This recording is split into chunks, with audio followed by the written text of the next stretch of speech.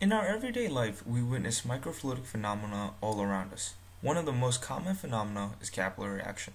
We see in trees as they use this to pull nutrients that are on the microscale, from the ground all the way up to leaves which can be meters away.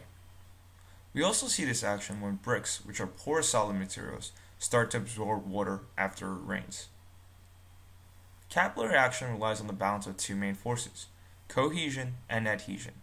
Cohesion refers to water molecules' ability to stick to one another. Adhesion refers to the water molecules' ability to cling on to different molecules, which include those of a glass surface. One of the most popular science experiments to demonstrate capillary action is to place a glass tube in water. The water molecules will rise through the tube due to adhesive forces with the glass surface until it cannot overcome the gravitational force that acts downward upon it. The cohesion force holds the water molecules together, and as a result a meniscus is formed. All of this capillary action can be described by a mathematical formula that involves multiple variables such as liquid to air surface tension or density. Typically, if all other variables are held constant, by decreasing the radius, the higher the fluid will go. However, today we will be adding a new spin to the simple experiment by looking at the effects of the adhesive forces. We will begin with the control, which is simply placing a glass tube in water. The first experimental condition will be placing a glass tube in oil. The second will be taking a glass tube that has been treated with Rain-X and placing it in water.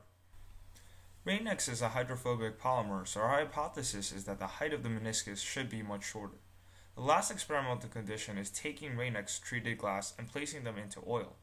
We expect this condition to have a higher height when compared to the first experimental condition, as hydrophobic molecules are attracted to one another. In our control, we start with a plate of water that has food dye added to it.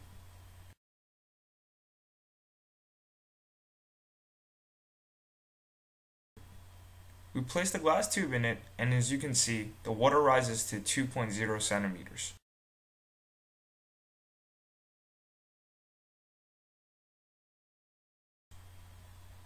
For the first experimental condition, we take canola oil now and pour it into our plate. Then we place the untreated tube into this plate. In this case, we measured it to be 1.75 centimeters. Now we treat our glass tubes by submerging them into Rain-X.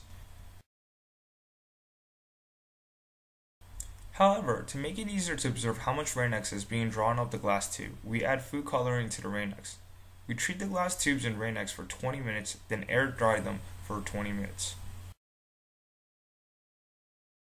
For the second experimental condition, the treated glass is placed into water, which has green food dye added. We see it only measures to 0.5 centimeters. For our last experimental condition, we place treated glass into oil, and then we observe 1.5 centimeters. So, in summary, our control, which was the untreated glass that was placed in water, measured at 2.0 centimeters. The first experimental condition, which is untreated glass placed in oil, measured at 1.75 centimeters. The second experimental condition, which was Rain-X treated glass placed in water, measured at 0.5 centimeters. And the last experimental condition, which is treated glass placed in oil, was measured at 1.5 centimeters. We then used ImageJ to calculate the contact angles for each experiment.